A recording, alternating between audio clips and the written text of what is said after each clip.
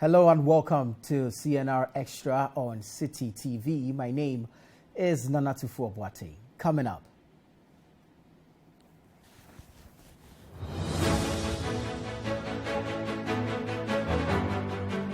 Public Utilities Regulatory Commission announces 27.15% hike in electricity tariff and 21.55% for water. If you take Ghana Water, their investment over the past 10 years and how it has been, we adjusted this by inflation, again to compare with their figures. Then we invited them to come and defend. Office of the Special Prosecutor announces the investigation of over 70 corruption-related cases. Still to come, senior tutor and hall master of Commonwealth Hall suspended following clashes between residents of Commonwealth and Mensa Saba halls of the University of Ghana.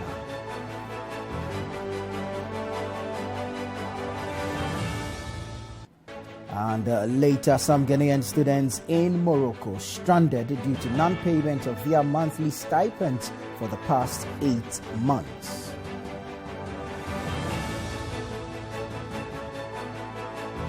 Students are sleeping in church auditoriums here in Morocco. Some kind church leaders have been able to give just their auditorium. That's where students are lodging now. Again, students feeding is one of the challenges that we are facing here in Morocco.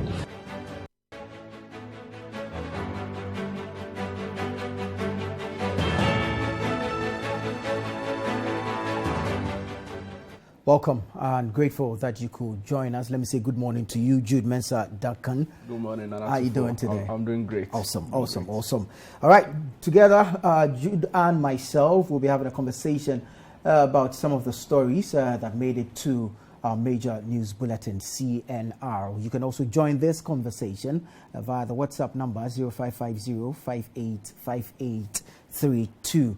Let's move straight into our first story, and this has to do with electricity and water tariffs. Utilities Regulatory Commission, PURC, has announced a 27.15% increase in tariff for electricity and 21.55% increase in water tariff effective September 1. Now, this comes after both utility companies, Electricity Company of Ghana and Ghana Water Company Limited, proposed an increase in tariffs by 148% and 334% respectively. Now, the PURC, however, explains that the decision was arrived at after rigorous analysis and extensive consultations with industry players, as well as an assessment of the economic conditions of consumers. The following report has more details. In May this year, the Electricity Company of Ghana proposed to the Public Utilities Regulatory Commission an increment in tariffs by 148%, with a 7.6% average adjustment between the periods of 2023 to 2026. The ECG explained that their proposal was aimed at recovering and sustaining its operational costs. Similarly, the Ghana Water Company Limited also proposed a 334% increment in its tariffs to be able to at least recover its costs.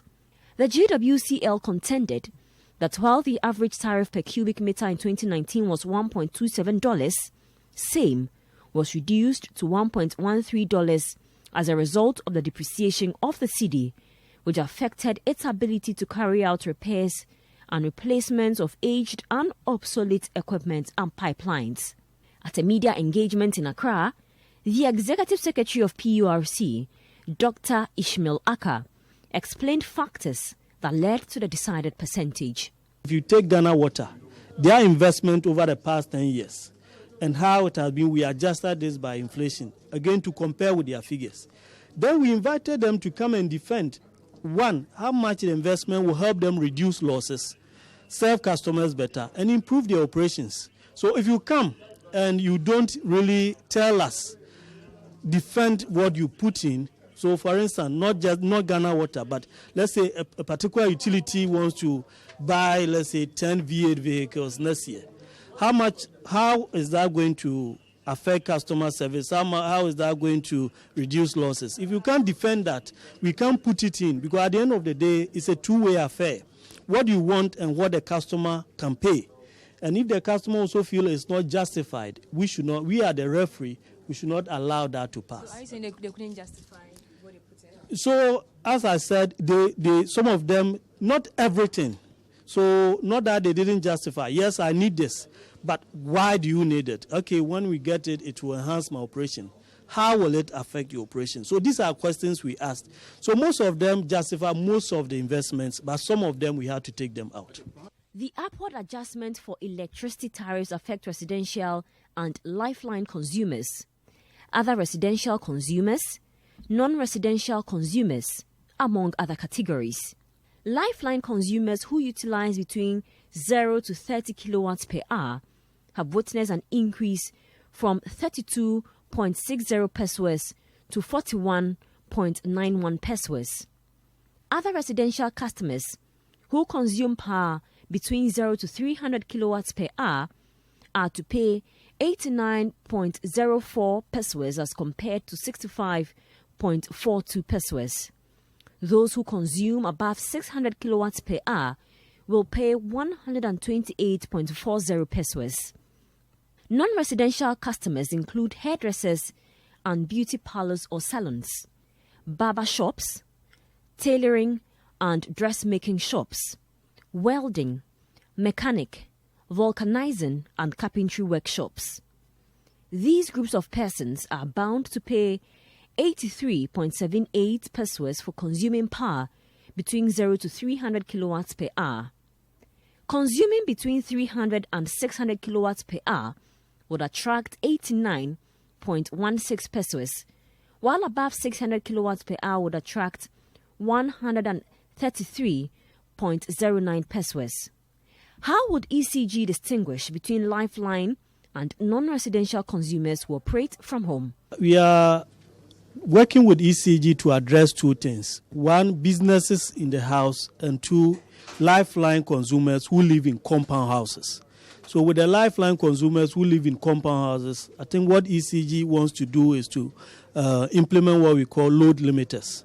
When it comes to businesses that are operated in the house, I think we're also working with the ECG. They've started doing meter audit to know what you are even using the power for and all that. And after this audit, I think that some of these benefits can be rolled up. They can be charged as non-residential consumers.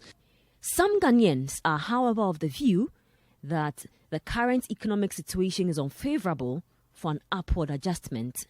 This adjustment, eventually the poor is going to suffer for it, because looking at the current situation that the country is facing, higher inflation, our city is not doing well because of the dollar rate. Now, as of yesterday, the dollar has increased, okay? So eventually the city is going to depreciate. And looking at the economic factor now, and this utility has been increased, it's going to be a higher blow on the economy. First of all, the government should have been increased with the workers our salary, because we are in hard time. We pay school fees, we pay water bill, we pay tariff, electricity, etc., etc. But the Ghana Water, for instance, asked for over 300% increment, and PURC has brought it down to under 30. It's still unfortunate for Ghana Water, because you walk around and you see some water leakage somewhere flowing just like that without doing anything about it for about 1 week before maybe the problem will solve. So if only this thing will come on now, it will favor us with the workers. Well, a number of stakeholders have spoken to this matter following the announcement yesterday by the PURC. We've heard from AGI, who says to make things difficult or increase their challenges. We've heard from even the minority in Parliament, who say to worsen the plight of Ghanaians. We do agree to that, because times are hard. But then the minority goes ahead to ask government or the president to cushion Ghanaians, making reference to a windfall the government is making from petroleum revenue. Indeed, clearly utility companies must operate, and if they do, they need to make revenue. And to make revenue, from some of these tariff increments. I mean, we were here when they requested for over 300 percentage increments and all that. It was quite outrageous, but exactly. I mean, but not. You see, if you really read through why they were demanding that, in the period over which they were demanding that, you could make some calculations and come to some level of understanding. Because we understand that it was owing to operation cost to cover about 5 years and all. For which reason they were demanding over 300% and all. But even for the Ghana Water Company Limited, they allude to the fact that some of the chemicals they use in the treatment of water has gone up and other operational costs. But I mean, it was quite some owing to Galamsey as well. And all of those things, very true. I mean, however, it was quite commendable on the part of government that steps were taken with regards to trying to address the costs subsidization process. So for businesses, however, it's also led to a whole different or a whole new lot of questions coming up, because when you listen to the PURC executive director yesterday, Dr. Ishmael, I mean, he made mention that for some businesses, small businesses like the hairdressers, the barbering shops, the small local stores in our communities will have to pay lower charges or lower tariffs. And for me, these are really big questions, because for businesses that operate in the house, startup businesses that don't have office spaces yet, what are some of their plans also for interventions for some of these things? So it raises all of these questions, and I was thinking probably the PURC will probably do all of those background checks and analysis before coming out to announce the new tariffs. But I mean, it's difficult. It's a very difficult time to be in. Like we've always been saying on this show, the current economic climate in the country is nothing to write home about. And we agree to a large extent that these tariffs are very necessary. However, the only problem has got to do with its timing, because like I was saying, everything is going up. The Citi depreciation, it's almost $9 cedis per dollar. Cost of living is going up. Fuel prices recently 5.5%, inflation rates 30%, almost nearing hyperinflation and stuff like that. So it's a very difficult climate. But the alternative would have been more disastrous, would have been more dire, in that if we don't pay this, then businesses will have to collapse, because these companies will not be in a place to provide these services. So it's unfortunate that we find ourselves in this particular situation as a country. But like I'm saying, the alternative would have been more disastrous, and it's important that we sort of rally together in these very difficult times to let people understand the need for some of these increments in the tariffs. I mean, truth is, all these tariffs have a control period, tariff control period. The last one had expired. It had a 2-year control period. And so the commission really did not have much of a choice, but really had to sit down, put pen to paper, do the calculations, and arrive at some favorable tariffs that will work for the utilities as well as consumers like you and I. But the OSP has been in the news, I mean, for the past 2 or 3 weeks. The man has been busy. He's announced that some 70 cases are currently under investigation. The Office of the Special Prosecutor is investigating over 70 corruption-related cases. Now, this is contained in the first half-yearly report released by the office since the appointment of Kise Jabin as Special Prosecutor. The over 1 million Ghana cedis recovered from La Bianca Company Limited investigations into corruption allegations against former Public Procurement Authority boss Ajanim Boateng are some of the cases considered by the anti-graft body. There is more in the following report by Citi News' Hansen Ajaman. The Special Prosecutor is of the view that the anti-graft body is in a better shape to champion the corruption fight than when he took over in 2021, admitting that a report mandated to be published half-yearly has delayed. Kise Jabin explained that this is because the office was not operational at the time he took over. He noted that the office had been housed in a small and cramped 3-bedroom house and had no staff of its own.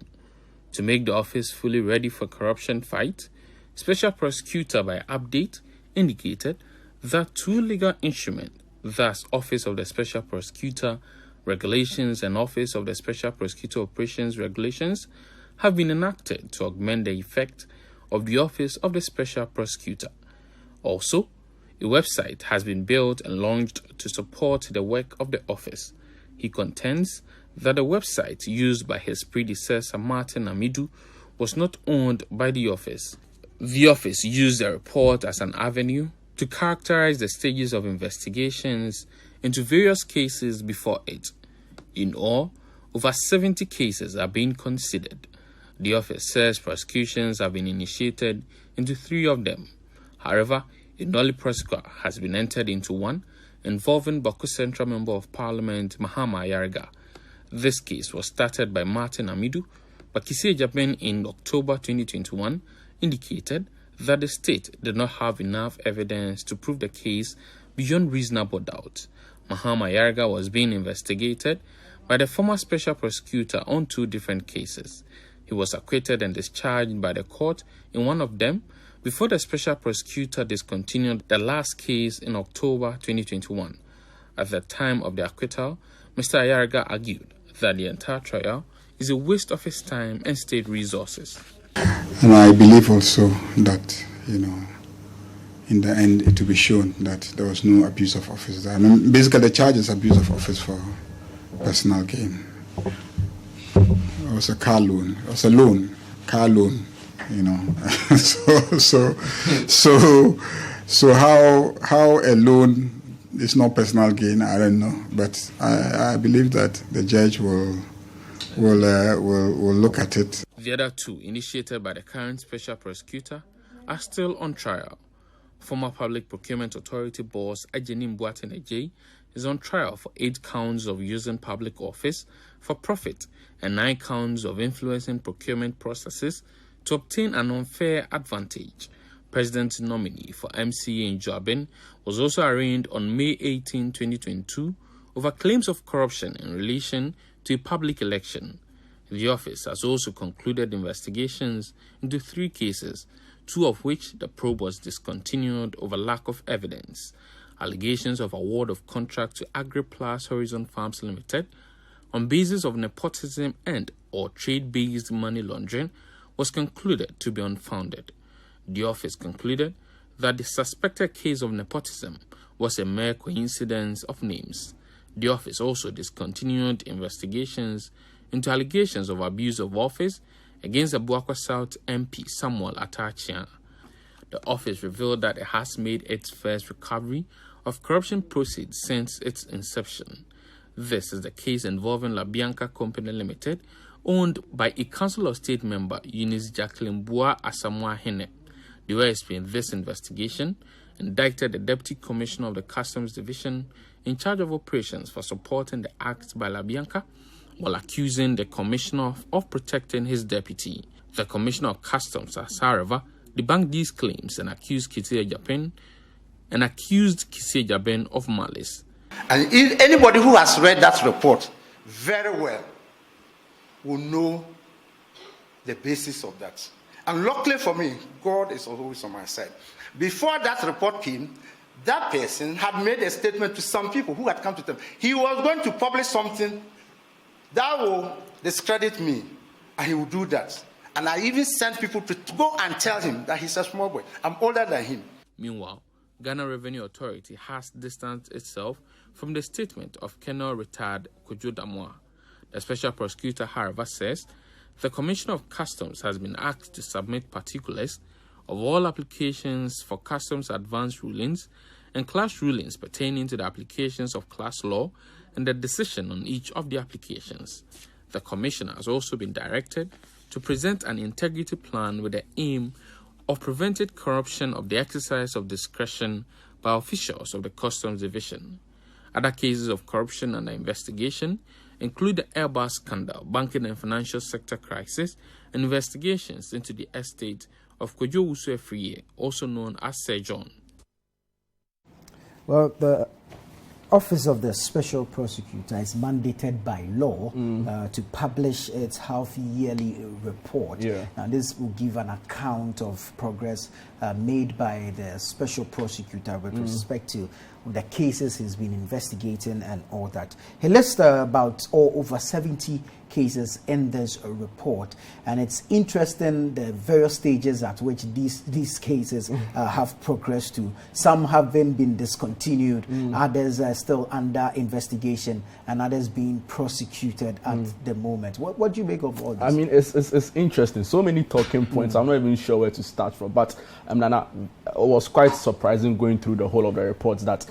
And mind you, it's a little over a year because he started office in August 2021, and the report was released in August now. So it captures up until July. Give some reasons as to why there's been the that's delay. Fine. But I mean, even with that being said, it was interesting to find out no convictions and acquittals have been made in the process. And also looking at the reports, like you rightly said, over 70 cases are being investigated and are various stages of completion. Now, if you look at the preface of the report, the special prosecutor mentions that notwithstanding the debilitating budgetary and material constraints, the office is still trying to find ways. I was going to come to that. So I find it very difficult to understand that even under these constraints, there are so many cases that the special prosecutor would want to concern himself with, some of which we believe will not end up like he expects. So I'm thinking that maybe just maybe there should be some form of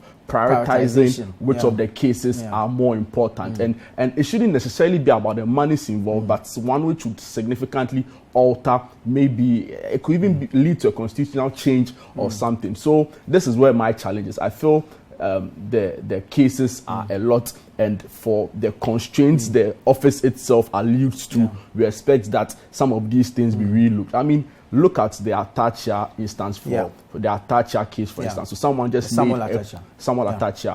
someone just made a complaint against him. There was no proper checks or anything. Then later they realized that the person just did that to tarnish his image. For me, I find it very weird and strange, because if you are going to put resources into a case like this for it to only end up in such a manner, it leaves a lot more questions to do, because then someone can even take it up and say this is even wasting resources or even causing financial loss to the states.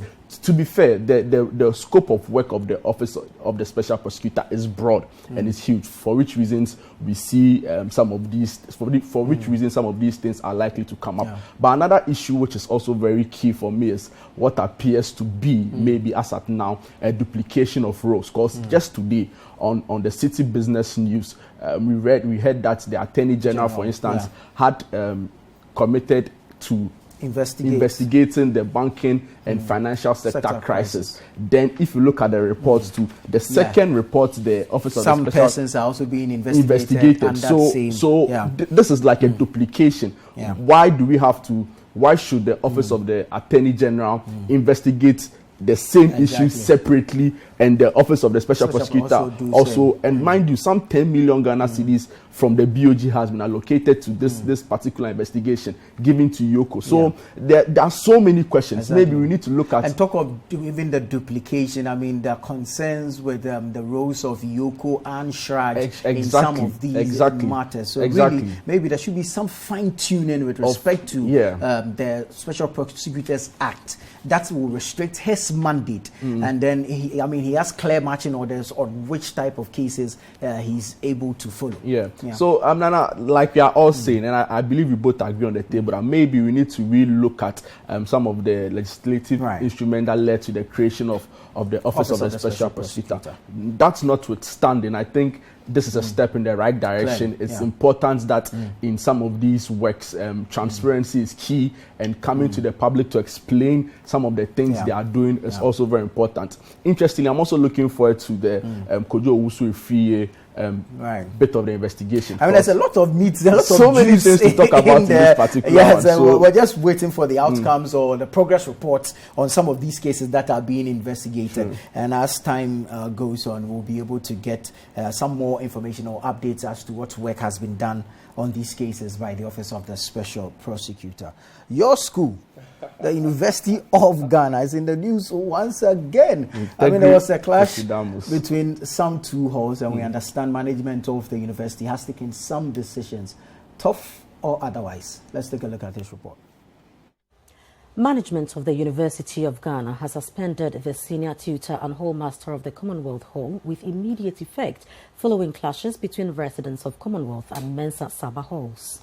Now, the clash ensued on Friday, August 5 and Saturday, August 6, 2022, after an alleged attack on students of Mensa Saba Hall who were on a procession by students believed to be from the Commonwealth Hall.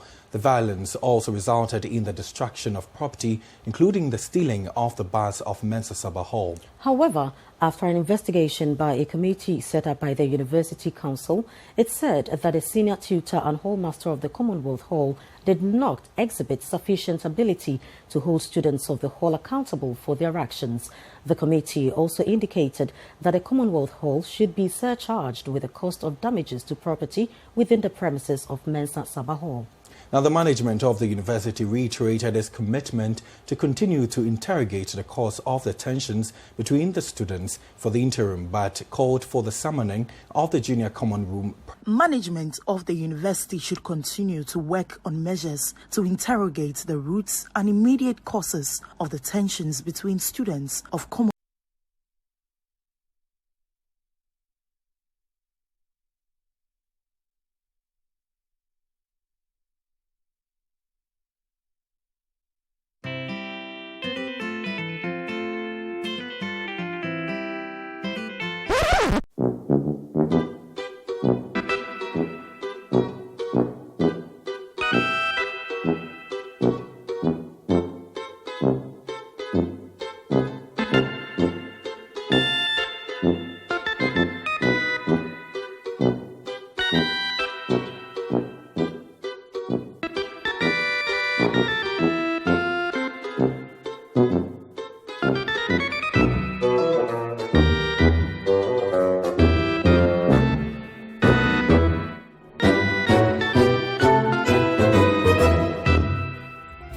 Creamy Plus is a fully skimmed evaporated milk. Creamy Plus is available in a shop near you. This message has been vetted and approved by the FDA.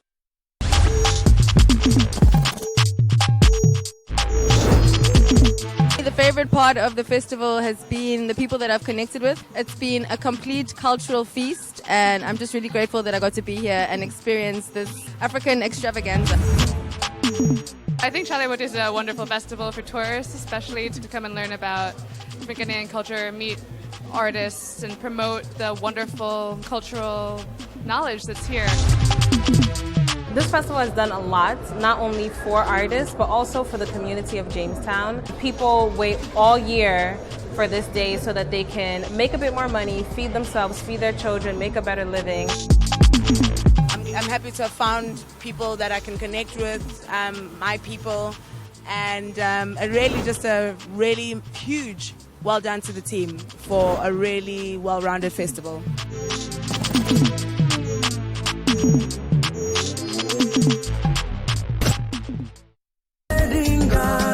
It's time to show off the ingenuity, the innovation, and the brilliance of made in Ghana products and services with the This is Ghana Exhibition 2022. For 2 incredible days on the 27th and the 28th of August 2022, Citi TV and Citi FM will allow you to experience the creativity of authentic Ghanaian products in the biggest trade fair and exhibition for local SMEs, startups, research and manufacturing industries, homegrown businesses, and indigenous corporate bodies Ghana has ever seen. We shall promote, support, and patronize various Ghanaian products, solutions, and services that are redefining the views on indigenous products and their packaging across all sectors in the This is Ghana exhibition, happening at the forecourt of the Accra Metropolitan Assembly, AMA, at 10 a.m. through till 5 p.m. each day on the 27th and the 28th of August 2022. Do you have that perfect solution or product proudly made in Ghana? Call us now on 0205 973 973 to showcase your made in Ghana product to the world.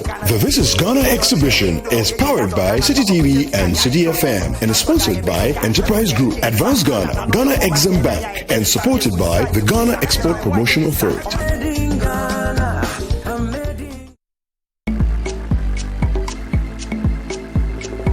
AJ is here, yay! Finally. It is not the makeup that will make the jollof nice. Let me just say. You see, Aki, I told you I would do some jollof for you to go. Say Yeah, it. you did. What? If you want to be wicked to the people that are coming over, you can make it as small as you want. Evil child. Evil. I must let you know that AJ is the cocktail queen.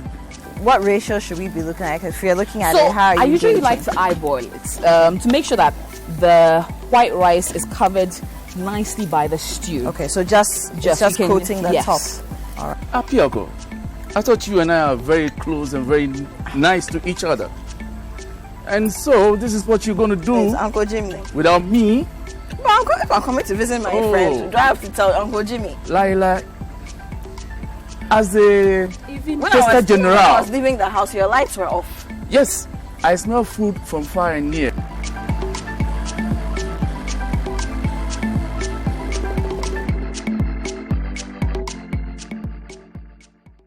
What's Cooking is brought to you by Frytol. Frytol, you deserve a life of goodness. Indomie Instant Noodles. Indomie Instant Noodles tastes great. Citi TV is live on DSTV. Go to channel 363. On GoTV, access Citi TV on channel 182. On a digital TV, please press the menu button on the remote control and run a news search on your TV. Take note that without an antenna, you cannot access Citi TV on your television. Citi TV can be accessed on a free-to-air digital box like the GoTV and StarTimes box. Citi TV, it's your world.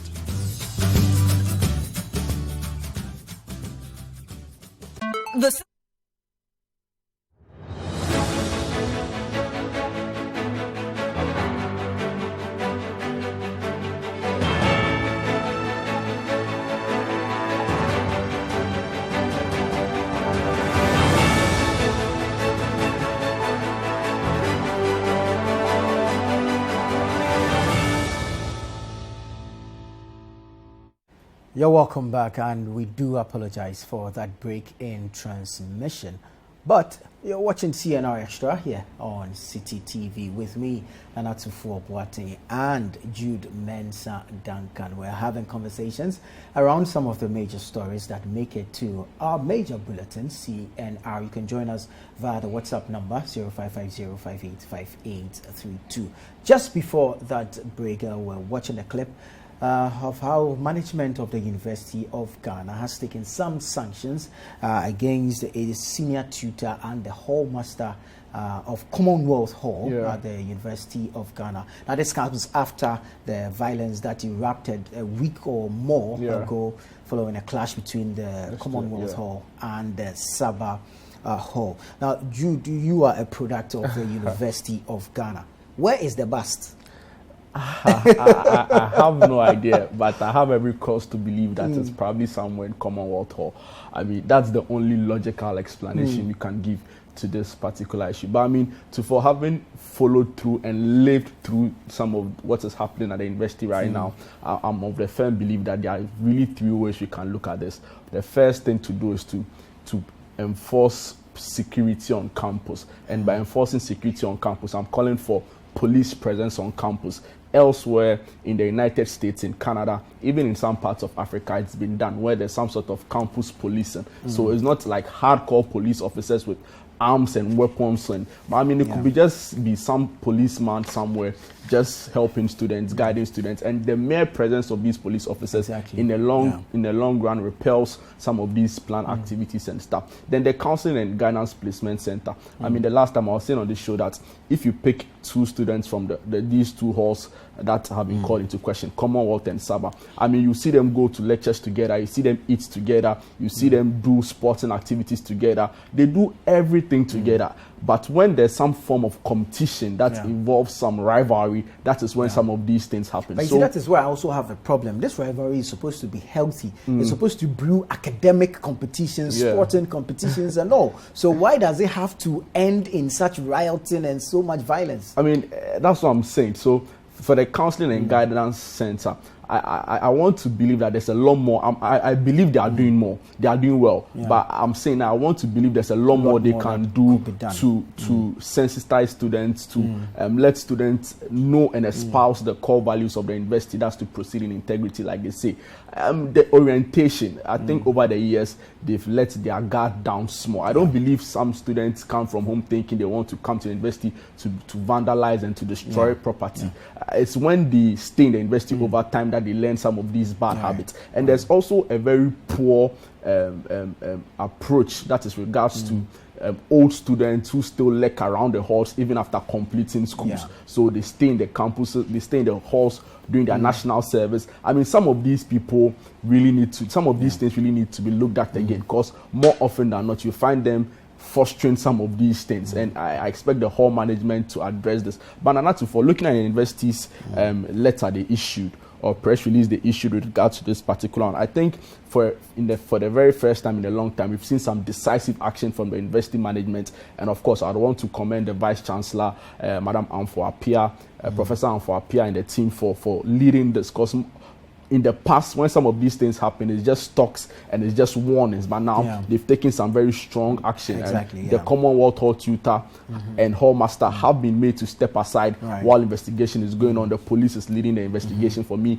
I think it's very important. Students are being surcharged with the damage. All of these management things, of both halls are being held accountable. Quite decisive action. But to reinforce the initial point I'm making, and not to fall, if you look at the police strength in Ghana, it's just about 25,000 police officers. Sorry, talk of that. We understand this morning there's heavy police presence on campus because some students of Commonwealth are planning a protest. I mean, more of these things are to be expected. You get there's also the youthful exuberance bit of it. Exactly, but like I'm saying, if you look at the police strength in Ghana, in a recent report in 2021, it's about 25,000, probably more now. And if you look at the police to citizen ratio, it's really nothing to write home about. It's about 1,000 is 1 to 1,200 people. When the UN estimates suggest that it should be about 1 to 500. Look at the University of Ghana community, it's about 45,000 people. The Legon police station is nothing to write home about. I mean, you go there to make complaints, and that's it. It ends just there. You get it. So the police to student and citizen ratio is nothing to write home about. So we can look at this campus policing as a form to even increase police enrollment, increase employment, take a lot of people out of unemployment, give them the necessary training, put them on campuses, and let them check some of these things. I believe it will go a long way to address the problem. But tough stuff from the university in trying to address this canker that has been around for a long time. I think I agree with you. And students need to be responsible enough to shy away from some of these things. I mean, word on campus this morning is that, the Commonwealth students are already in their red attack. They're almost always in red anyways. They have donned their red clothing. I'm more surprised they are doing protest. I'm more surprised they are doing it this morning and not last night when the news broke out. But hey, it's and so there's heavy police presence on the campus of the University of Ghana. Let's still stay with students, Ghanaian students, but this time those in Morocco and on government scholarship. They're having some challenges. Let's get the details in this report. Meanwhile, about 50 final year Ghanaian students in Morocco say they have been left stranded after their monthly stipends have not been paid for the past 8 months. The students say they are facing ejection from their apartments and sometimes have to beg for food to cope. According to them, the government needs to intervene immediately. Fred Duhu has more in this report. About 50 final year Ghanaian students in Morocco are stranded because their monthly stipends have been in arrears for the past 8 months. Some of them have taken shelter in churches, while others are facing eviction from their apartments by landlords for non-payment. The students who are under the Government of Ghana scholarship, under the Scholarship Secretariat, earn between $250 and $450 per month. They are therefore calling on the government to come to their rescue. Isaac Ofori Ejikum, a student pursuing his master's in Morocco, shared his frustration with Citi News. We received a communique from the embassy saying that all final year students are supposed to go home and that their stipends will be paid in Ghana. For the past 8 months, we have not received anything from the government. And some of us are owing Some of us have to pay for apartments for the past 8 months. Some of us have to pay for our Wi-Fi, the utility bills, and everything. Some of us have to go and borrow from friends from other nationalities. And then we also wrote a letter to the embassy telling them the situation on the ground that students are owing. In fact, one guy had to use his passport as an collateral. So we explained to the embassy telling them this is what is going on, and the guy cannot go. The next day, we were surprised to have a ticket bought for the guy to go home. The Vice President of Ghanaian Students Association in Morocco, Nana Kwabna Dankwa, also expressed worry over the situation. Students are sleeping in church auditoriums here in Morocco. Some kind church leaders have been able to give just their auditorium. That's where students are lodging now. Again, students feeding is one of the challenges that we are facing here in Morocco. Students borrow from shops. Students eat on credit. Students borrow from other nationalities to buy food stuff. And now they borrow till that when they go again, they don't give them money to buy food again. This bread is our lifesaver in Morocco, because some kind vendors will be good enough to give you this bread for free because it's cheap. Others also put it on the street for the mad people and homeless people. So once you are passing, you take it early in the morning, you wake up fresh, hot, you go and take it and you add water to it. So this is what we are surviving on currently in Morocco. According to Amuzu Delali, who is one of the affected students, almost 50% of their monthly stipends go into paying rent, a situation he decries leaves them hungry. The major problem is our feeding. Students will actually need to depend on friends and other nationalities for food. These days, when you get to the apartments of friends, they begin to even close their doors because they think you are in to beg for food. We are pleading with the government that you should actually come to our aid. You wouldn't actually believe that rent actually takes about 50% of our stipends, our total money. We can only plead with the government and the scholarship secretariat, if it is, to go to the aid of these students, because 8 months without their stipends. I mean, just about a week ago, we had same situation from students in Hungary. Ghanaian students in Hungary also raised similar concerns. We don't know if they have been paid their stipends yet, but 8 months of arrears, really life will be difficult for you out there. We know of the struggles of the scholarship secretariat in the past, and if this is beyond them, I would want to plead with them to bring in, for instance, the Foreign Affairs Ministry to help in addressing their concerns, because I can't for the life of me imagine being in a different country and having nothing to rely on. So it doesn't even tell all of the country even in the first place. So we would want to plead, like you're saying, with the scholarship secretariat, the Ministry of Foreign Affairs, look into some of these things and help address the plights of the students there. All right. The WhatsApp number is 0550585832. This is CNR Extra. Stay with us when we come back. NADMO expresses fear over sand-winning activities in the central region and its likely impact on Cape Coast should heavy rains fall. We'll bring you the details shortly. Don't go away.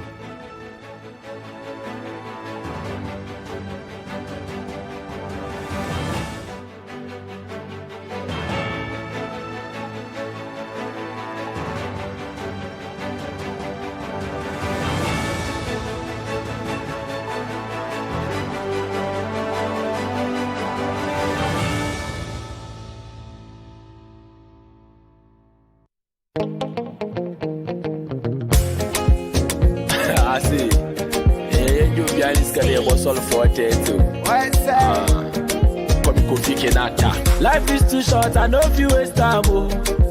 Where they up at this, why on not they sleep, make you wake up. Who they call me if you know the party, call me later. If your girlfriend no go, call your side chick, it makes a link combo. Good day energy drink. Excessive drinking can be detrimental to your health. Not recommended for persons under 18 years, lactating mothers, pregnant women, and people sensitive to caffeine. This advert is FDA approved.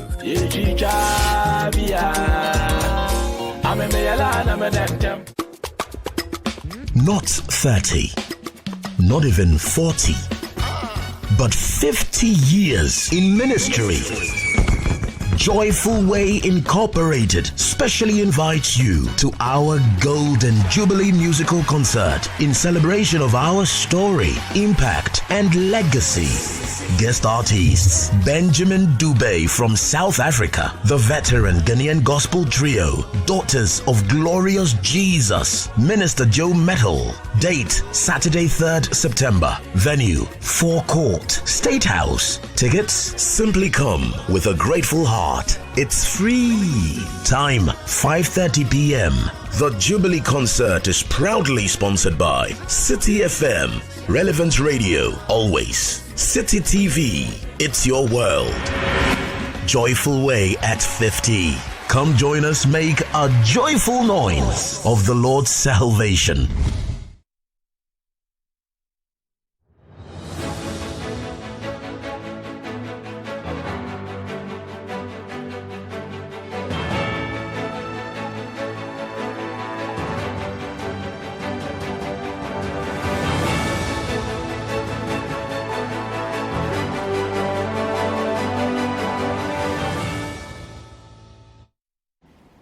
You're welcome back. This is CNR Extra on Citi TV. Now, there's sand-winning activities along the Cape Coast Highway, and the National Disaster Management Organization, NADMO, is really concerned about this development. Let's head to the Central Region now, because the National Disaster Management Organization in that part of the country fears half of the region will be hit with floods if there is a downpour due to sand-winning activities along the Cape Coast Highway. Our Central Regional correspondent Calvis Tete has more in the following report. At Brewa in the Mfansaman municipality, the National Disaster Management Organization fears the mining of kaolin by some individuals close to the highway poses great danger to road users since the activity is 50 yards closer to the highway. A high-tension pole belonging to the Electricity Company of Ghana, situated around the area where the sand-winning activity is taking place, is likely to fall since the sand holding it to the ground has been taken away through sand-winning activities. Same can be said of the cables belonging to the Ghana Water Company Limited. The Brenu Beach in Komenda has not been spared as sand-winning activities is creating huge gullies along the beach. Efforts by the National Disaster Management Organization in the region to prompt the sand-winners to engage in reclamation has yielded no results. Once you arrest them for causing this damage to the lands and why they are not doing reclaiming and other things, they will tell you that they have a permit from Mineral Commission, EPA, and all sorts of and assembly. But we will know very well that before Mineral Commission will issue you a permit to come and mine that kaolin, that mineral they are looking for, or do a sand winning, there is a question in it on their form that they fill that when you finish, you have to reclaim the land. But they are not doing it, and they have a penalty for it. I think it's about $10,000 or so. But in Central Region here, even they are mining people's houses, pulling people's houses down in the name of mining kaolin. And when they finish, they will not reclaim the land. We have arrested a lot of people. Where we are standing now is the Beck company. They have just moved about 50 yards away from here and see the damage they have caused. Almost about 50 acres of land they have destroyed. The most even dangerous is that it is just about 50 yards from the Mankesim-Takrady Highway or Accra-Takrady Highway. And when their tipper trucks are coming out from the site to the main road, I wish you are there to see the danger they cause. The regional director of NADMO wants other agencies to come on board to stop the development. I'm appealing to Mineral Commission, the EPA boss. I'm appealing to Abujina Post of Good Office, Lands and Mineral Resources, then my own sister, Honorable Sister Dapa, to come to our aid. Well, what is happening in Central Region here is causing a lot of damage to the region and Ghana as a whole. We have issued a letter to the regional minister to stop, to warn Mineral Commission, all the people in charge of issuing permit and this to the sand winners and the mining of kaolin, that they should not mine within the communities or the township. But still, it is going on. So you have seen something yourself. Support us to reclaim our lands in Central Region. If not, a time will come when there is a very heavy rainfall. About 40-50% of Central Region will be overflooded. Well, on an issue like this, I mean, the call for interagency collaboration really comes up because who is giving these miners the permit to mine? Is it the Minerals Commission? Is it the Ministry for Lands and Natural Resources? Is it the Municipal Assembly? I mean, do they have clearance from the Environmental Protection Agency? All these agencies need to collaborate to ensure that the right thing is done. Listen, clearly, for the betterment of the economy and of course for jobs and of course fighting unemployment, some of these things will be done. But you see, it is for a good reason that the framers of the acts, the Mining Act and the mining laws, put in clauses that enjoin you to engage in reclamation of the land you mine. It makes sense. So I don't know why people are doing some of these things. They're not reclaiming the land and they are being left off the hook. I mean, if you continue to perpetrate such injustice against the environment, the consequences could be very dire and it will come along with very severe economical, social, and even ecological constraints and challenges. So for me, it's unfortunate that we've not taken the concept of environmental sustainability very serious as a country. I mean, Nana, a lot of people don't even know that there is a land use and spatial authority in this country that should be checking some of these things on a constant basis. We've seen the havoc with regards to tidal waves in certain parts of the country. I mean, so many of them. Even just around here, Kasua, when it rains, we see the landslide and all that happens over there. Exactly. So we've not taken environmental sustainability very serious in the country. And for me, that is quite worrying. I mean, in this particular story, we understand that some 550 kilometers of long along the coastal line have been lost as a result of sand. Even the gullies along the coast, the beach. It's unfortunate. When you compare satellite images, you could tell clearly the severity of the damage caused on some of these things. So it's a broader conversation, like you're saying. The interagencies you mentioned, including the Land Use and Spatial Authority, the EPA, Minerals Commission, they should bring some action plan to what they are with regards to what they are doing to check some of these things, because it's clearly unsustainable. And if it's not checked in the next few years, it will become a whole new disaster. This is a disaster waiting to happen. The country is not ready. And just as NADMO is predicting, I mean, should the rains come down, we're going to have some serious flooding in these areas. Now, talk of flooding, let's go into the northern region and gauge the situation with the Kumbungu area, where we understand there were some cases of flooding. Northern region, a 48-hour downpour has left a number of houses at Liboma in the Kumbungu district collapsed and displaced some residents. A visit to the community saw residents trying to salvage what remains of their food and clothing. They are appealing for urgent support to build their homes. There's more in this report by Citi News' Dinah Ongwan. This house used to be the home of a 10-member family who are now sheltered in the homes of relatives. The downpour, which occurred on Saturday and Sunday, has completely leveled the house. 8 occupants are now sheltered with friends and relatives. About 6 houses in this community are affected in the Sliboma community alone. Residents have also lost food, clothing and other belongings to the floods. Some of the affected residents spoke to Citi News.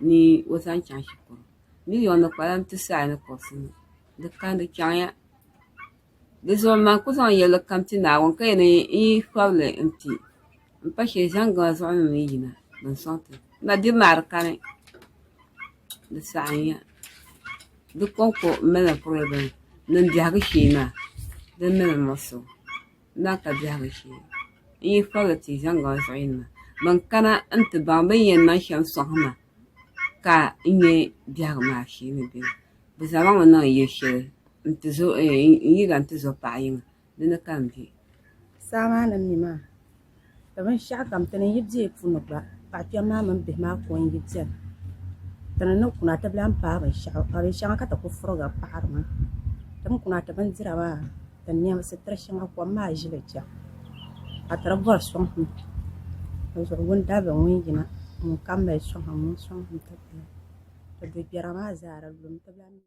We're in the month of August and we're still recording rainfall. Now, we all know what happens in certain areas which have been identified as flood-prone areas when the rains do come.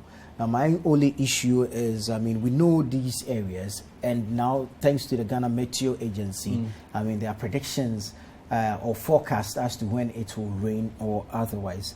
What measures are being put in place to avoid destruction to property and loss of lives? I wonder too, because it's become almost repetitive. Every year, some of these things will come up, and it looks like when the rainy season subsides, then we all go to sleep. Then we come again on this particular one. It's unfortunate. A 48-hour downpour, I can imagine the level of destruction that would have happened in the area. We heard the old lady speak in the interview, saying that her source of livelihood, all her fowls, everything is just gone down the drain with the rain. So it's sad. It's very sad. Right. Let's admit that this is sad, and we expect that authorities will take it up. The Kumbungu MP should be filing an urgent motion in Parliament about the state of the House is on recess. He